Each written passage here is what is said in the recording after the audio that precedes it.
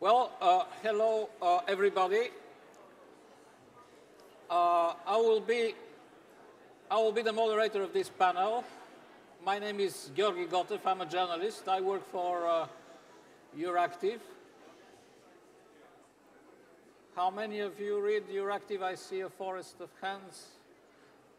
In any case, Euractiv.com is the mothership in Brussels where I work, but we have a network in 15 countries, and we try to cover the European Union from all the member countries and also from countries outside the European Union. We have a partner already, Euractiv Turkey, and Euractiv Bulgaria and Euractiv Romania opened even before the accession of those countries. So we try to be ahead of the Commission in terms of decision making. I have a great panel to chair today with three persons representing the public sector and one minister from an important member of the European Union, a country with the triple A. And this is Mrs. Jutta Urpilainen, Minister of Finance of Finland, who is also the president of the Social Democratic Party of Finland. So she sits in ECOFIN, and as a journalist, this is the place where I would like to be to listen what happens there, and maybe we will have a glimpse today of what they say in ECOFIN. I'm very curious to know, for example, how a Social Democrat minister in a coalition government where the Prime Minister is from center-right is advocating her political views. Do you have this freedom to do that? That's the first question. And overall, I mean, it's dramatic times. And the decisions you are taking are going to impact enormously on Europe. Therefore, decisions such as introducing Euro bonds could be a good starting point. Also because, again, it's a difficult issue because for Social Democrats, Euro bonds appears to be a big priority, but for a AAA country, I think you are very careful. So the floor is yours, Madam Minister. What do you think is needed to do to answer this need for a new progressive Europe? What do you do as President of the Social Democratic Party in Finland to promote this? Thank you, Chair. Dear comrades, first of all, I would like to say that it's a great atmosphere here in PS Congress, and I just came from the Berlin where I had a meeting with my two conservative colleagues. And when I came here, I noticed that it's good to be in your own family. And as you mentioned already, Mr. Chair, the Europe is in the very, very difficult situation at the moment. And what do we need now is more Europe, more democracy, and more social democracy. And in Finland, we are having a coalition government with 6 different parties, and the Prime Minister comes from the Conservative Party, and I'm the Deputy Prime Minister, I'm the Social Democrat, and of course we do have to make compromises to have a common policy. You were asking about the Eurobonds, and from our perspective we see that the Eurobonds are not the right measure for the current crisis. But we see that we need to regulate the markets more, and I proudly present that in our governmental program we support the Commission proposal of the FTT, Financial Transaction Tax. And I think that's one example of our big influence in the Finnish government, that we are ready to work hard for that also in the European level. But I think the main question at this time is that how the European Union look like for the ordinary people. Because when I'm talking to the normal ordinary people in my constituency all around Europe, people are asking that, is the European Union nowadays only the crisis management? What the European Union really offers to me? And I think that's the clue, that how can we make a new, clear vision for European Union? I think that we need more jobs, we need more growth, we need more justice to the Europe, and that's something that ordinary people can also support and feel that, okay, this is something that is committed to my ordinary and my normal life too. So I think that we as a Social Democrat, we have a huge possibility also nowadays to be active in this discussion, that it's not enough to be the crisis management organization, that we need also a clear vision for the European Union. We need more growth, we need more jobs, we need more justice, and we need more democracy and dialogue with the politicians and ordinary people. And I really hope that this could be something that the social democratic movement and PES could represent.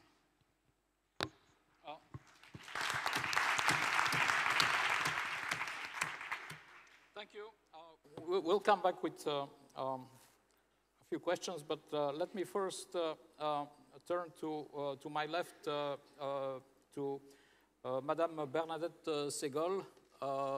Je vais parler français parce que... And I'm going to speak French because I am in favor of Francophony. I know that Bernadette Segol speaks a very good English. She is the General Secretary of the European Confederation of Trade Unions,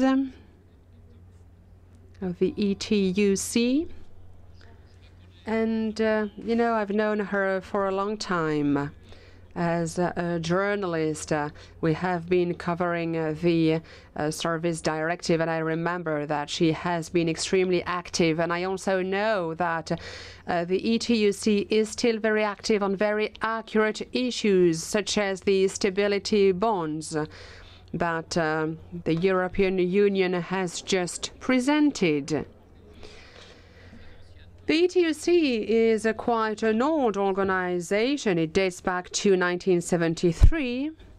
It has members in 36 countries all over Europe, almost in all Europe, and 60 million members.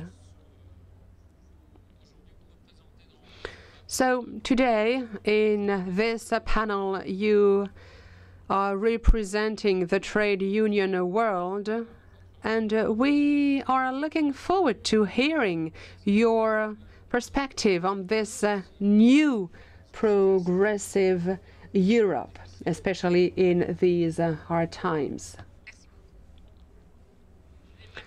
Thank you very much indeed. I think that I can go on in French, as we are all in favor of diversity. As far as the ETUC is concerned, Europe finds itself at a turning point, but a very dangerous turning point. And we are extremely concerned about trying to avoid that the situation in which we are at today would worsen and would lead to a catastrophe in terms of unemployment, poverty, would also lead to a catastrophic situation as far as social injustice is concerned. So everything that we can say, everything that we suggest to leave this crisis has one single aim. We do not want this scenario to repeat itself. And we do not want to see nationalist and xenophobic attitudes or behaviors. As far as the future is concerned, as far as the solutions are concerned, we would like to go on supporting the European obligations. We did so already in the past, almost over the last 2 years. We said that we had to support these obligations. Why did we so? Well, simply because we believe that it's a very concrete solidarity matter. But it was also for us the only way to avoid this catastrophe. I have used the past tense. I said it was the only way, because we believe that given the current situation, the European obligations will not be enough. The European bonds will not be enough to solve the problem. And we will need, of course, much more drastic solutions for the EU if we want to save employment in the EU. Of course, we are listening carefully to workers. We listen carefully to the reactions of citizens, whether in Finland, in Germany, or in other European countries that are maybe in a less risky situation and that do hesitate on such a type of policy. But we strongly believe that we might run into trouble, and this potential catastrophe would be much more serious and much more severe than the risk that we could take with the Eurobonds or with an intervention of the European Central Bank. So I would say that at the moment we are just trying to see how to avoid a massive unemployment and how to avoid massive poverty and precarity. Second, we know that the EU, the European Commission, the member states are really focusing all their policies on exerting the pressure on salaries and the working conditions. Instead of trying to find positive solutions in terms of sustainable investments, we only have neoliberal policies that are being implemented to try and exit the crisis. Of course, this goes hand in hand with some attacks against collective bargainings, against the industrial relations, and of course you will easily understand that we entirely disagree with these policies. We cannot accept these solutions. It's not possible, especially given the current circumstances. This is not a solution to us. And I can tell you that we will always oppose these ideas. So we are in favor of these Eurobonds. So we hope that it's not too late. We would be in favor of an ECB intervention. Also, we are in favor of the tax on the financial transaction. We are against tax evasion, obviously. And we would like to see the end of competition between companies on the taxes on companies. Of course, these are measures that could be implemented, and it's not the case.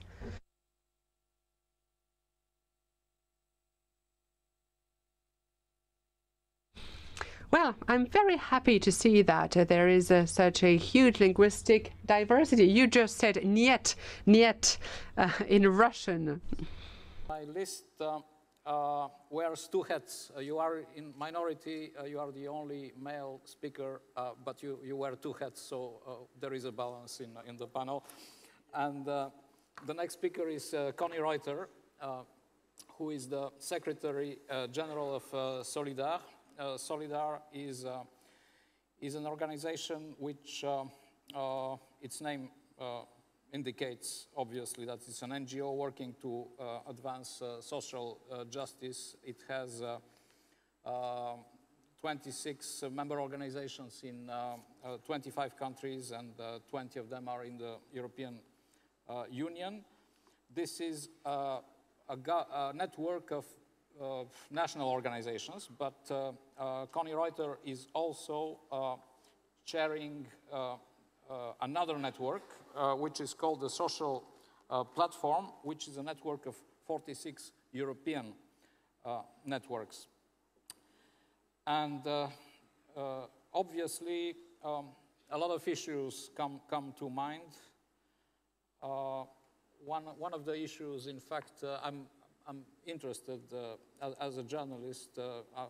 I'm sure that you will cover in your speech is, for example, the working poor.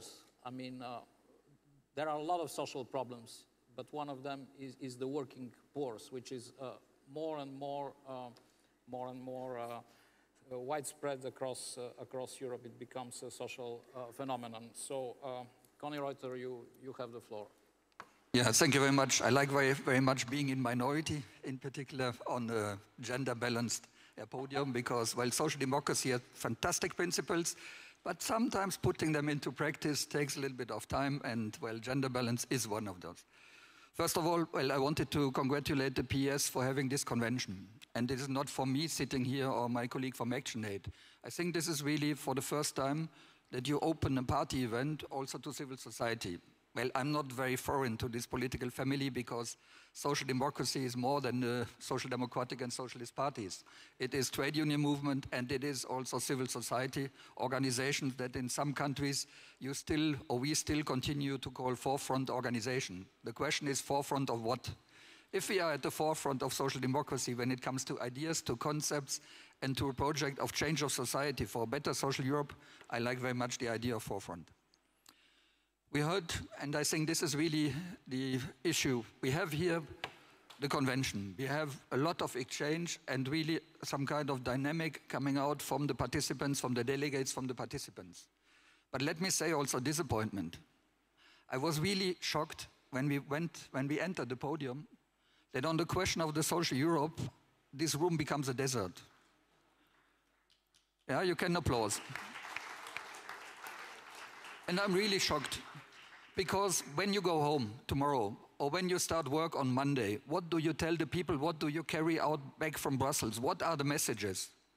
We have often this debate on ordinary people.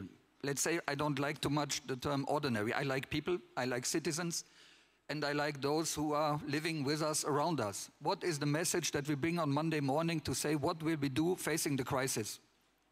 We heard from the trade unions, and therefore it is so vital that there's a large alliance between trade unions, between progressive political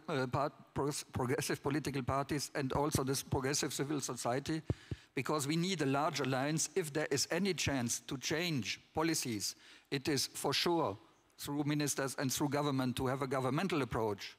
But the only thing that really will change something is also if there is a large social movement. We will come back on it. And we need to be elements of this social movement.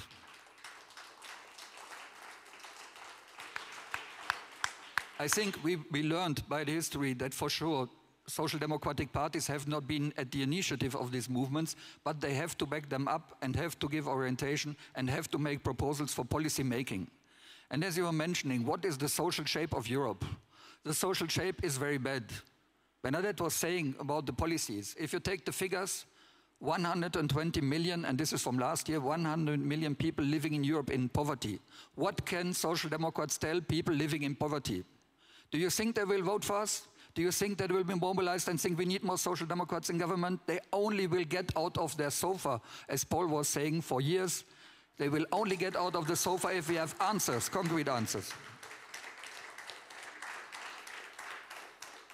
We have more than 24 million unemployed. This is a social disaster. It is not only for losing jobs, because the problem is what is escaping is not only the employment situation. It is very much the trust and the hope and the trust in the future of our democracies, of our societies. And sorry, dear comrades, sometimes Perhaps I'm too old and too conservative now, but sometimes it's just important to look back to history. We are not in 1929, but we can arrive to the same process if we do not pay attention and if we do not play our historical role. And I'm really not underestimating what could be the issue. And you have been mentioning the question of working poor. I think this is really the most important injustice for the human being. That more and more, this fantastic concept of working poor, which came from the United Kingdom, where they started earlier by downgrading the salaries than they have been done on the rest of the continent, that we have now people who need 2 or 3 more jobs and they still cannot live on it. What is the message that we will tell these people on Monday morning? Vote for us? No, for sure, but only if we say how we will change policies.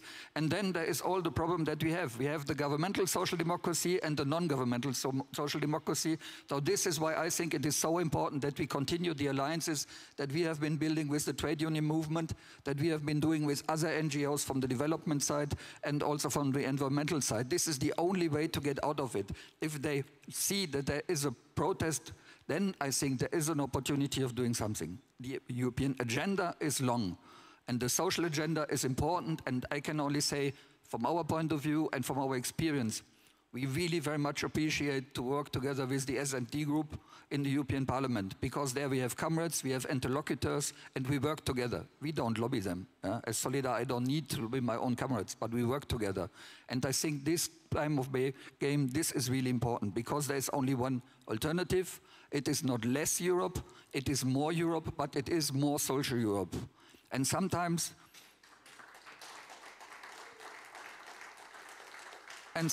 I'm looking back when I was young, which is some years ago. It was in Germany, in my party, 1973,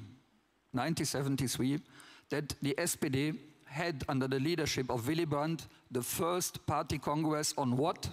On social Europe. Does it mean we are 38 years delayed? No, but it means that there's still a lot of things to do, and perhaps some should start by coming back to the room and discuss with us on what should be the next steps.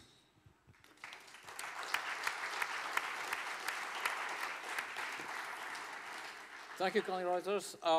Last on my list, but not least, because we wanted to have a global view on the aspects. Yes, a social disaster in Europe, a risk of Europe looking like in 1929, but there is worse. There is more than Europe. There is the world of really nations in this small need. And this is the field where Laura Sullivan works. Laura Sullivan represents Action Aid. It's a global organization. It has its headquarters not in Brussels, but in Johannesburg, and it has also offices in basically all the continents, especially in Asia, in the Americas, and also here in Europe, where Laura works. And yes, the European Union is the biggest single donor for development aid, and yes, a lot of things are being done, and yes, Europe works with NGOs. However, Europe does a lot of things wrong here at home and sometimes repeats the same mistakes with even more dire consequences in those countries. I'm sure Laura will tell us much more about this. You have the floor. Thank you. Yeah, I take my hat off to the PES for inviting also a global perspective into this discussion, because in this town of towns in Brussels, we tend often to have a very Eurocentric approach to what we're doing. And if we're going to talk about a progressive Europe, we have to also talk about a progressive Europe globally. As ActionAid, we're not necessarily here to offer solutions to the Euro crisis, but we are drawing parallels between what is happening, what has happened here, and the solutions now being preferred in Europe to those solutions that are being prescribed for developing countries by European donors, namely a neoliberal growth model. Now, I would very much agree with the Minister that we need more growth, we need more jobs, and we need more justice. But those three things don't always sit together very easily, and that's what I'll go on to describe. I was at a very interesting meeting of European leaders a couple of weeks ago, leaders of the Commission, member states, private sector, some MEPs, no civil society. But at this meeting, there was general consensus that the solution to the European crisis, or the euro crisis rather, is growth. And I even heard one particular leader herald Ireland, the country I come from, as an example of a country that had swallowed the bitter pill of restructuring and begun to rise again like a phoenix out of the ashes with a 2% growth rate. And I really questioned what was said, because I felt like putting that particular leader onto the phone with my mother so that she could tell him what the situation is really like and what people are really feeling in terms of how their rights, how their basic services, education, health, and so on, are going to be met in the coming 10 years. What is interesting is that very same mantra of growth is now being put forward as a solution to the poverty problem in developing countries. The European Union is now discussing the Agenda for Change, which is the new development policy for the European Union. And at its core is a growth model, inclusive growth, and a lot of channeling of aid through the private sector in order to be able to generate benefits for those countries. Now, on the one hand, we're all in favor of jobs, and unemployment is a massive problem in developing countries alike. But what kind of growth are we really talking about? What does inclusive growth mean? And what kind of private sector is going to benefit from development aid that is sourced through taxes from yourselves, myself, and other European citizens? What we are saying is that in the past, that growth model has not worked. If you look at a country like Nigeria, has had stunning growth rates for the last 10 years, but has massive rates of inequality. And so people are simply not benefiting from that growth. So we're trying to see a situation whereby inequality and tackling inequality is put at the center, rather than simply saying we're going to forge ahead with a growth approach. I wanted to highlight for you, because I was told just before I stepped up here that there was another session on this morning that talked about a report that ActionAid did on tax evasion and on tax dodging. I mentioned channeling of aid through the private sector. We know that the European Union intends to channel a lot of aid through the European Investment Bank. There's very recently been a report about an audit which found that a Zambian subsidiary of a company, a mining company called Glencore, has been avoiding taxes to the extent of 80 million euros per annum in Zambia in recent years. Now, the European Investment Bank has stopped that from going ahead, but at the same time we ask the question, what happens when you don't do the audit and you don't find out about this? In Zambia, 2/3 of the population live on less than $2 a day, and it's one of the most unequal societies in the world. At the same time, the European Union is saying, no problem, we're going to bring in our favorite tool, growth, and it will sort everything out. We really question that. I should also say that the report I was referring to is a report by ActionAid in the UK that looked at the FTSE 100 and found that 98 out of the 100 FTSE companies are using tax havens. So that's a sort of a broader, it gives you a broader sense of what's happening. In fact, it's the banking sector, arguably the sector that got us into this crisis, that is making the heaviest use of those tax havens. I want to finish these opening remarks just with a sort of a measure of hope, because I think there is hope. We know that the G20, maybe not the most accountable body or organization in the world, but is moving forward, has moved forward in November with a convention on tax evasion. We know that at EU level, I know that the Development Commissioner gets the point that it's not just aid that is going to get developing countries out of the situation of poverty, but also their own ability to develop their own domestic resources like taxes. And he understands that that's only going to happen if we can reform some of the bad policies we have, like the fact that companies do not have to publish their accounts in countries like Zambia. Linked to this, there's also the financial transaction tax that Jutta just mentioned, and I think it's really positive that Finland is supporting that. Yet what is very interesting is that also Mr. Barroso has supported that FTT. The question now is, where is that money going to go? Is that money that is going to just pay off the illegitimate debts that we have because of this crisis? Or are we going to also make sure that some of that money is going to global justice, is going to climate change, and is going to international development? One last thing is that I really feel this is an issue we can reach out to people in Europe about. People get it. When we started talking about tax evasion in developing countries, youth groups came to us to say, well, hang on a second, this is exactly the same problem we're facing here in Europe. We don't necessarily have all of the development finance we need because tax evasion is happening in our own countries as well.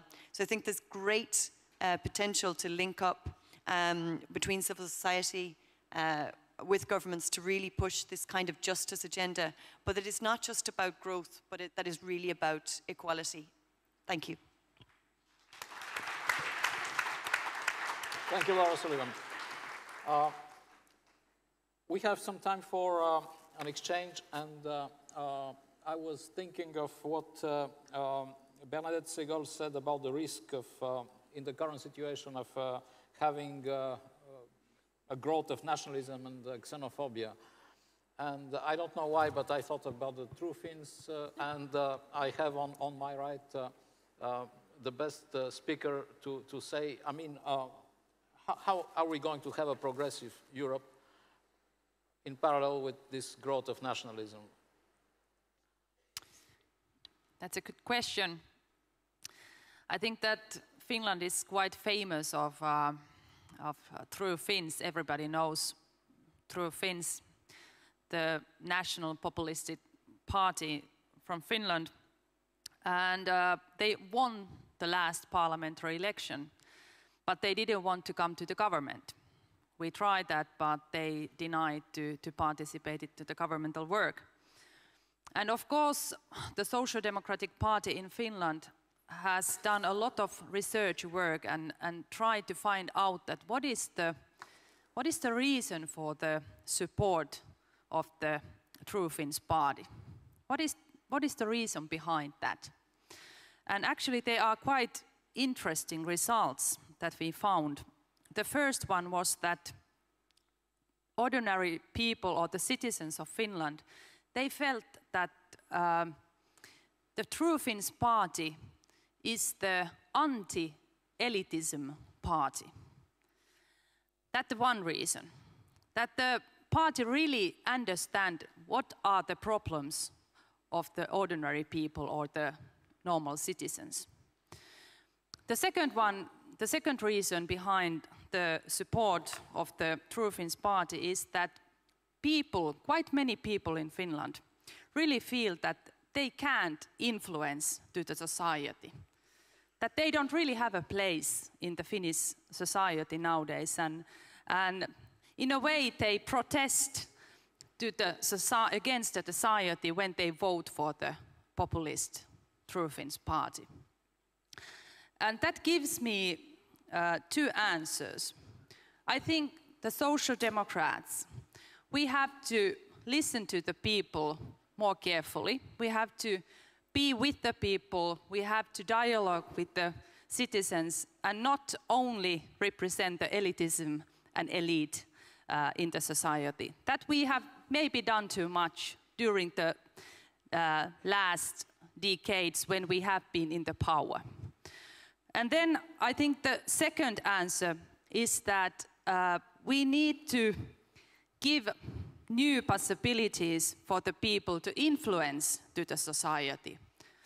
I think we need more democratic way to influence for the people, also inside the party. It was nice to hear today that the party in the Netherlands, they are organizing the referendum inside the party when they are voting for the president for the party. That's one example to get the new type of the influence to the members of the party, but also for the citizens. And then the last and third answer is that especially for the young generation, we don't really have afford to lose the one generation in Finland, or maybe, but not in the other European countries neither.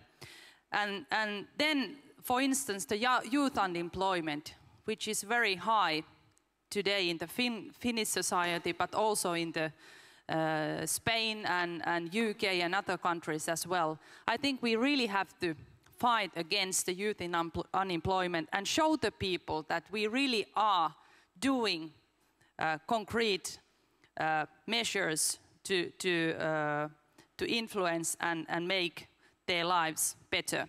And that's one example from our governmental program, that youth unemployment, it's our top priority in our governmental program, and we have promised to organize every youth study place, training place or working place in the coming years.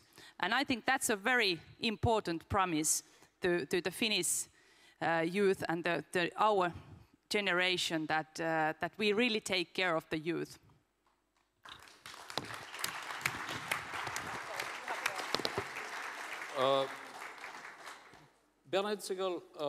Jean-Marie Le Pen. Bernadette, Jean-Marie Le Pen, of course, was very strong in the past. And today, with the French elections, do you think that Marine Le Pen is even more dangerous than her father was?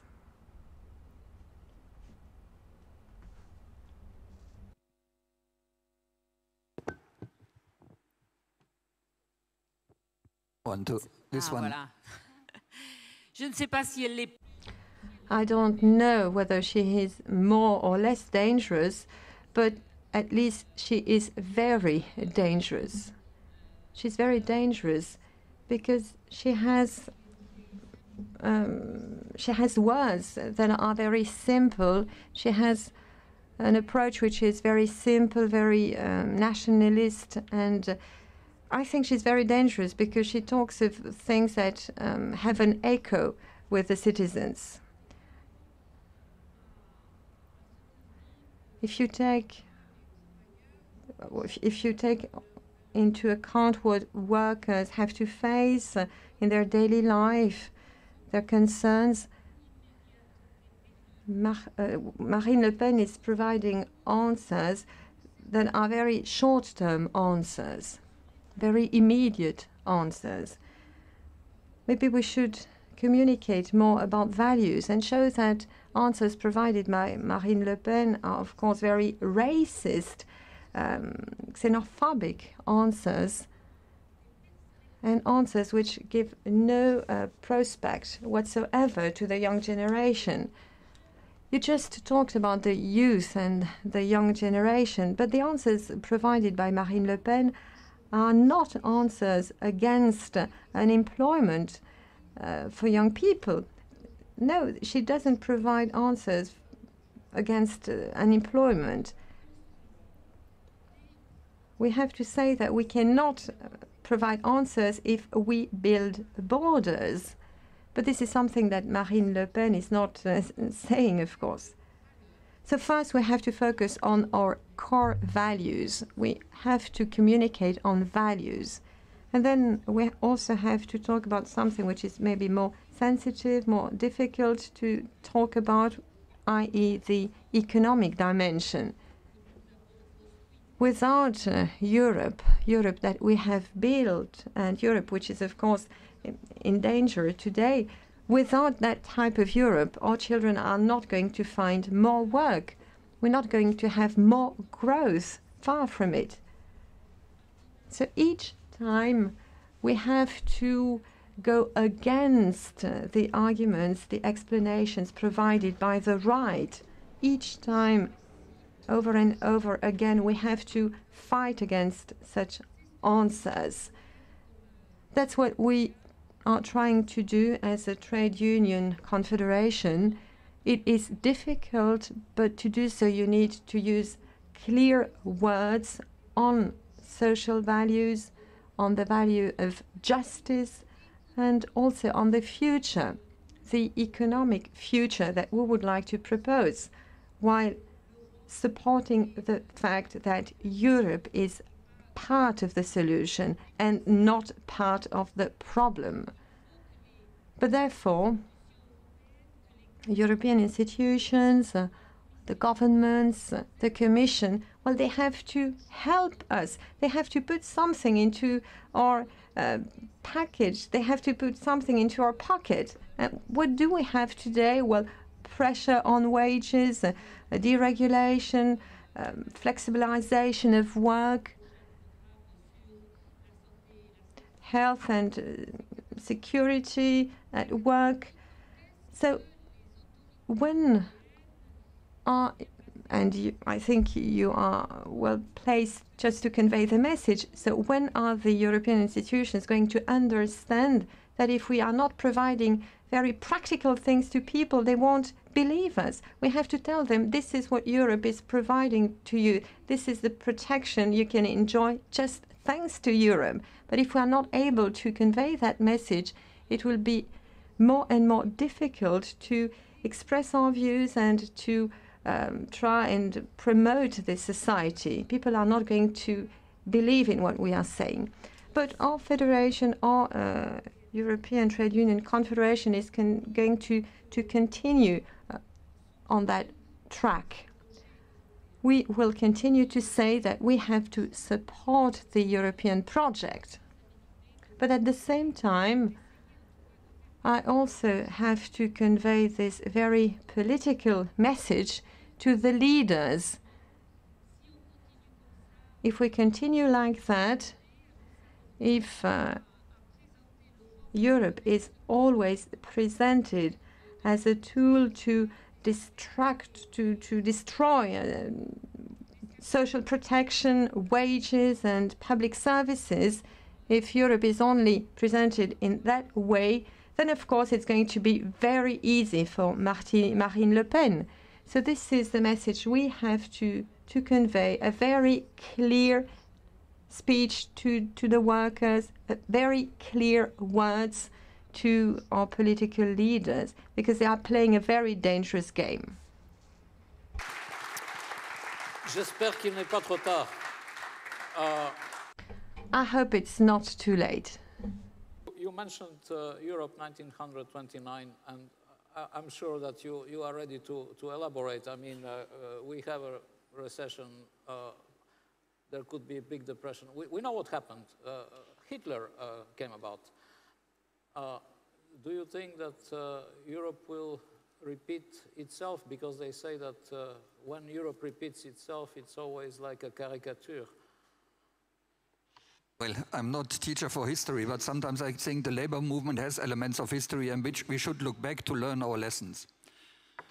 First of all, the question of 1929. I think, and I'm really upset if I look to medias and listen to medias. I think it is very dangerous that on the Friday, for example, you listen to news and somebody is saying there is a Black Friday on the stock exchange. A Black Friday, danger. Danger in town, danger in house, danger in Europe. And then the next part of the sentence is to say, the result was as 9 months before, so it went down. Yeah, but this is nothing. So I think there's really a responsibility in using the terms. And also I pay attention on this example with 29. I'm not saying that we are in 1929. But what I'm saying is there is a risk that we could go for it.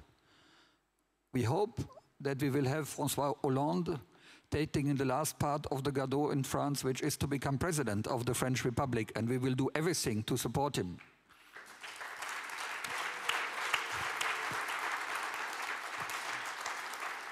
Il est temps que ça change, il n'y a pas d'alternative. But it is high time that things change, because there is no alternative. That we have a second tour in the elections, like we had when Lionel Jospin did not get to the second tour. Nobody was expecting it, so I think it's better to be prepared. The comparison with 1929 is also, it's not only going to Hitler for the German side, but take this example. For example, my parents, if you ask them for that time, they were born in this time under the Nazi regime. They were not resisting, they were ordinary citizens. But when I asked as a child and as a young man, I said, but how do you saw this? And then was always one answer, yeah, but we had employment, they were constructing roads, the infrastructure was working. And it was not about the crimes. It was something else. And therefore I say, what we have to take into account if we want to be effective against Le Pen and others, we have to, what some called we have to become the party and those who care. I'm not speaking on care policies, but we have to care the problems of the people and find concrete answers. It is not only that we say we listen to them, that is the first step. The second is what do we propose them, and that we understand that perhaps social democracy in Europe has a need not only for renewing, but for reconnecting. Social networks is not these virtual things where I'm too old for on the internet. Social networks is when you work in a neighborhood, when you work with migrant populations, when you take care of school dropouts, of handicapped people, and those people who are undergoing discrimination. And I think if we want to be a credible alternative, we have to make choices on the governmental level, and I trust our leaders who are in government that they do the right choices. But there is a necessity to find the answers for those who are on the workplace. It is impossible that we go through Europe and that the social standards are lowered down, that the social dialogue is losing pace, that the industrial relations are denied in a certain number of countries. This is impossible. But it is also impossible that women are still discriminated. And I'm not saying it's only because Zita is smiling to me. It is because it is an issue. Discrimination against women, discrimination against young people, against handicapped, against people because of their belief or non-belief. We have, the list is long, and this in times of crisis is raising. And this is the people we have to address to. This is the people we have to address to. And 1929, why is it so difficult that we use the fact that we are a European party, that we have a think tank which is called FEPS, Foundation for European Progressive Studies, that we do a study on what happened in the 30s, what were the answers. One road went to fascism in Germany. Another went to Front Populaire in France. We had raising of Keynesianism. This was also an answer. We had New Deal and others. Well, all led to 1939 to the Second World War, and hopefully we have not to discuss in further years on the risk of that. But let's say, why don't we have the capacity of learning lessons from the past? Because this is the power of 150 years of social democracy, not only in Germany. And this is where we have to stand together and develop alternatives and ideas and concrete proposals. And to start, well, we are not a trade union, but often people from the outside or from the European institutions say, you say the same things like the trade unions. And I say, where's the problem? Not for me, because it is evident that we don't forget that civil society, our organization, what we call now NGOs, well, how could they be created? They could only be created because there was a right to organize, which was defended by the trade union movement. So we are essentially linked to the trade union movement. And we should use it and work perhaps together on three things. There is an opportunity on the European level, and I think it would be a pity if we missed this rendezvous avec l'histoire. We will have from next year on the 1st of April, the opportunity for European Citizens Initiative. Do we have an agenda in this meeting on the European Citizens Initiative? Do we know what we want to put on the proposal? You can be sure that all these right-wing extremists, fascists, and all the, which I hate, they have something ready. What do we have ready? Do we work on an FTT, a real one, or do we say, if Merkel and Sarkozy say, yeah, it's a little bit less, but it's fine, we get through with it. Is this what we want? It's not what I want. The second is, if we speak on social Europe, where are the issues on social Europe where we can take an initiative? Yeah? We had made a campaign on Save Our Social Europe. It was not followed by the party because nobody thought it would be important. It is on the agenda. We have to save our systems and to save global social protection schemes. And when it comes to the international solidarity, it is not only a moral question of international solidarity, it is very much a question of investment. And there is an agenda which we can work upon, which is called global social protection floor. Because we can learn from our European model what is social protection good for. It generates wealth that can be redistributed. And why couldn't we as Social Democrats take this as a paradigm for development policies worldwide? Thank you.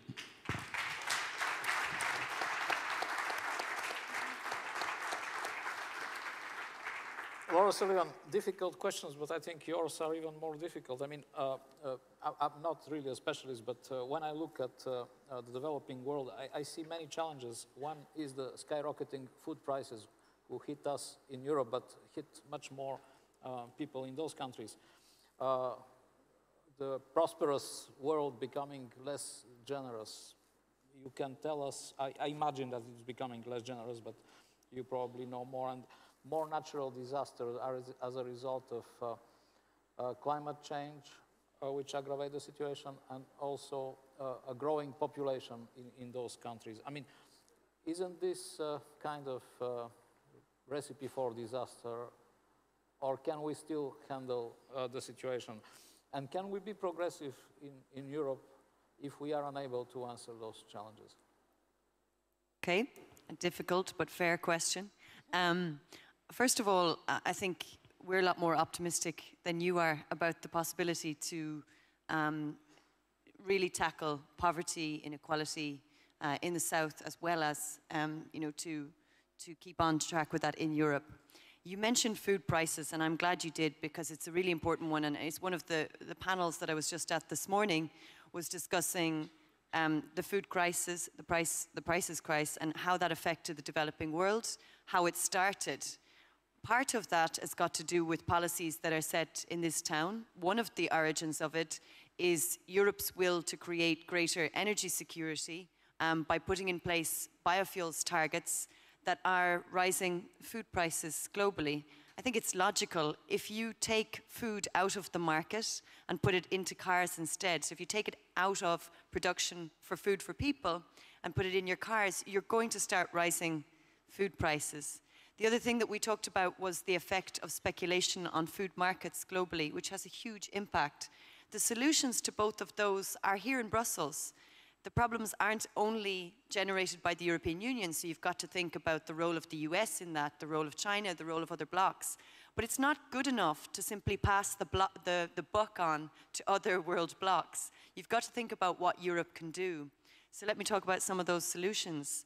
I think one is really thinking again about how coherent our policies are and how much we want human rights, equality to be our values here, and are not promoting them elsewhere. So the Lisbon Treaty very clearly set down a provision, a commitment on policy coherence for development, which means that, you know, it's a legal base there. It says that, and Finland has been very supportive of this, countries and the European Union is not allowed to put in place policies that might undermine the rights of and do harm to people in developing countries.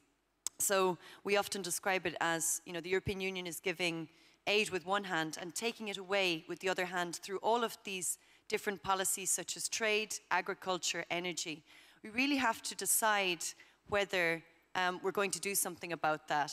Let me focus on this issue of biofuels. The Renewable Energy Directive put in place a 10% target for renewable energy in transport by 2020. The objectives of it are, you know, securing more energy, but also ensuring that we reduce greenhouse gas emissions.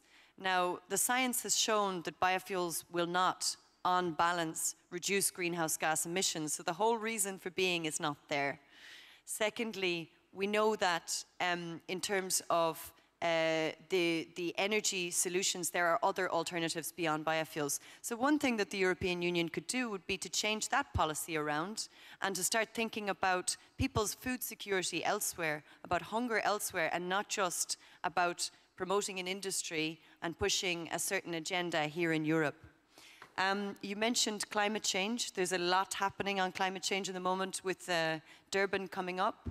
We know that the European Union can play a very strong and positive role in more leadership in pushing forward an agenda on climate change. We know it's not a very good moment at the moment, but that does not mean that it should step down on that. And I think overall, I'll just say on a kind of closing note on this, a lot of people are extremely skeptical about development because they say, first of all, development is just about aid. It's about giving money here that we don't have anyway to somewhere else. I think that that's a very outdated view. First of all, development isn't just money transfer from one place to another.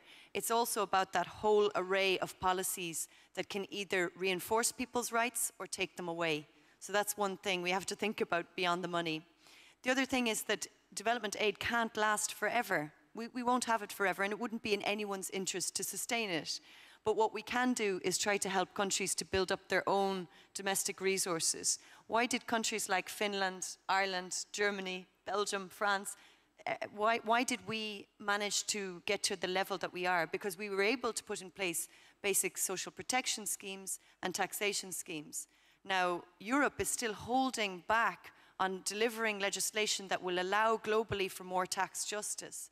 That's a real solution that we can prefer as well. And I hope that the Socialists will take that forward in Europe in the coming months. Thank you, Laura Sullivan.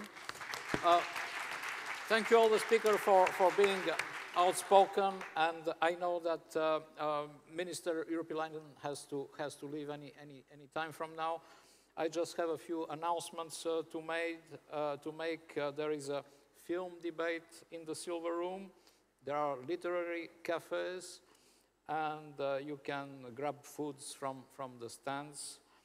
It is lunchtime now, and this afternoon at 3:30 the workshops start, and free advertising. You can see me as a speaker in the Freedom of Press workshop at 3:30, so I hope you will be as numerous as you were here just now.